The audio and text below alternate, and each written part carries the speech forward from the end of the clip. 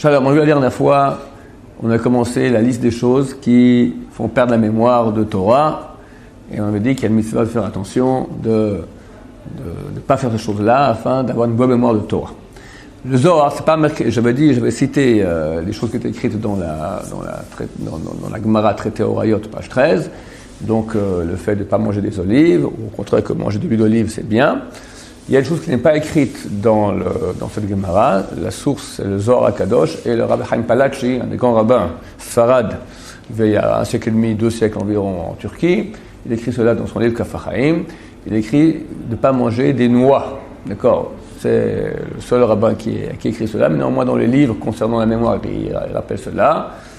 La raison, je ne sais pas. Je ne suis pas allé voir dans le Zohar, mais je sais que les noix, c'est pas bien de manger par exemple la nuit de Rosh Hashanah, parce que noix égos en gematria avec le kollel, c'est la même valeur numérique que le mot chet. Chet signifie péché. D'accord ?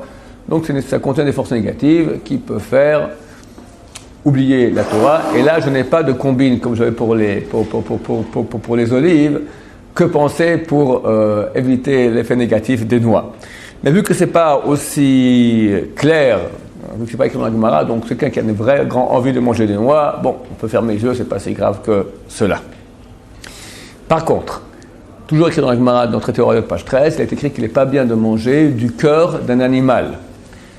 Le corps d'un animal, il faut comprendre que, comme ça Rabbeinu Hari dévoile, on a 3 parties d'âme, Nefesh, Ruach, Neshama. Les animaux aussi, ils ont Nefesh, Ruach, Neshama, tout le monde. Dans le Nefesh, il demeure dans le foie. Le Ruach, il demeure dans le cœur, et la Neshama demeure dans la tête.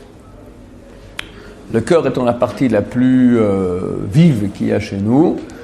Donc si quelqu'un mange du cœur d'un animal, alors il devient un peu animal lui aussi, et il oublie la Torah qu'il a étudiée.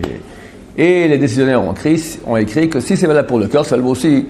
C'est moins grave, on va dire, mais c'est valable aussi de ne pas manger ni de la cervelle, ni du foie d'animaux. Est-ce que ça concerne aussi ceux de poulet? Si possible, oui, mais c'est déjà moins grave. Il y en a qui disent que c'est... Il y a des discussions là-dessus, il y en a qui disent seulement si c'est celui d'un animal, donc une vache, un bœuf, du mouton, mais si c'est maintenant du foie de poulet, c'est courant de manger, d'accord, du cœur de poulet, le cœur peut-être déjà moins, parce que j'ai dit que dans l'ordre, le cœur, il est écrit le cœur dans la Gemara. Après, les décisionnaires, et la Kabbalah dit aussi, si tu me dis cœur, il faut me dire aussi cerveau, et cervelle et foie. Mais vu que c'est pas marqué clairement, le cœur, il est plus grave. Donc, le cœur de poulet, il faut vraiment éviter.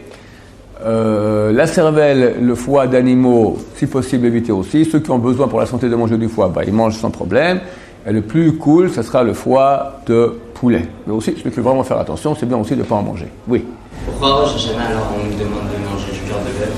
C'est faux. Rosh Hashanah, on ne demande pas de manger du cœur de bœuf. C'est impossible, une chose pareille, parce que c'est marqué dans la Gemara que pas. Ce qu'on mange, c'est de la tête d'animal. Et c'est vrai qu'il y en a qui prennent, c'est dur de trouver de la tête, ils prennent de la cervelle. C'est pas très bien, mieux vaut prendre de la tête, d'accord? C'est possible une tête de chèvre, d'accord? D'ailleurs, il faut qu'on amène chez nous à la maison, ça sent terriblement mauvais, d'accord? Une tête de chèvre pour se souvenir du bouc de Yitzhak Avinu. Parce qu'Yitzhak Avinu a été ligaturé, la Kedat Yitzhak a eu lieu à Rosh Hashanah. Il y a des maisons où ils ont des coutumes de manger toutes sortes de choses la veille de Rosh Hashanah. Manger du cœur d'animal, j'ai jamais entendu de ma vie. Mais ça se trouve qu'il y a des coutumes comme ça. Je sais que chez certains Ashkenazim, ils mangent du poumon. Il y en a qui mangent des carottes. Vaïlim, carottes et caretoun, pour que toutes les forces du mal soient carottes, soient coupées. D'accord? Il y a toutes sortes de coutumes. Ce qui est écrit dans le Shulchan Aruch ne contient pas le fait de manger du cœur d'animal. Et c'est pas bien. Si on mange, je vais en manger très très peu. Je ne vais pas aller contre la coutume de choubo à la maison, mais d'accord, c'est bien si on en mange, que très peu, parce que le cœur d'animal, c'est marqué dans la Gemara, traité Horayot, page 13. Oui.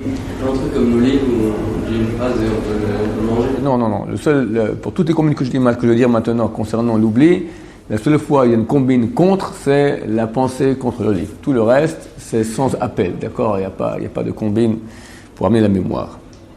On va continuer. L'eau dans laquelle on s'est lavé.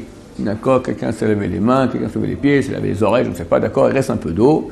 À l'époque, aujourd'hui c'est extrêmement peu courant parce que l'eau va dans la boue et ça part, mais à l'époque, les gens, l'eau c'était une matière rare, surtout dans les pays orientaux comme ici, d'accord?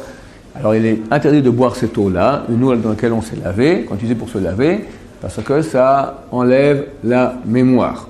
On avait dit une des dernières fois aussi qu'il ne faut pas s'essuyer les mains dans les habits. Une fois quelqu'un qui sait laver les mains ne doit pas s'essuyer les mains dans les habits, ça enlève la mémoire. Une discussion entre les décisionnaires, si ça concerne aussi un habit qui est posé, d'accord?